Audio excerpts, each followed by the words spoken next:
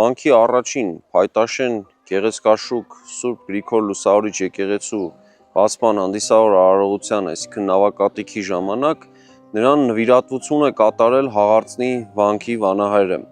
Խոսքը Խաչատուր վարդապետ տարօնացու մասին է, մարդ, ով հայտնի է որպես խազագրության մեջ մեծագույն ներդրում ունեցած անձնավորություն։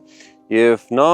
հենց այդ առիթով օծման և նավակատյա ցանդեսի առիթով նվիրաբերել է վանքին 2 գյուղ և այգի, և դա պետք է ապահովեր վանքի բնականոն գործունեությունը։ Հետո տեսնում ենք, որ Մխիթար Գոշը արդեն Հաթերքի իշխանների աջակցությամբ այստեղ զգալի աշխատանքներ է ծավալել։ Բանն այն է, որ Մխիթար Գոշը, որ մինչ այդ բավական լավ հարաբերություններ ուներ Աղվանից կաթողիկոսի հետ, այժմ ոչ այնքան լավ հարաբերություններ ուներ նրա հետ և Հաթերքի իշխանների մեջ էր տեսնում իրեն որպես աջակից։ Եվ այսպիսով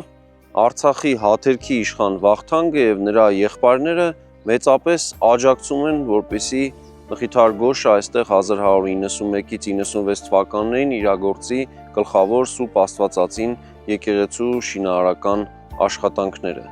Այս առումով ստացվում է, որ այստեղ Գոշավանքում մենք տեսնում ենք արցախյան որոշակի ձեռագիր և սա իհարկե որոշ կապ է ստեղծում նաև Արցախի հյուսիսային հատվածների այս ժամանակաշրջանի իշխանի և նաև մշակութային միջավայրի հետ։ Նախագծի գլխավոր գործընկերն է Կոնվերս բանկը, ֆինանսական աշխարհի ձեր հուսալի գործընկերը։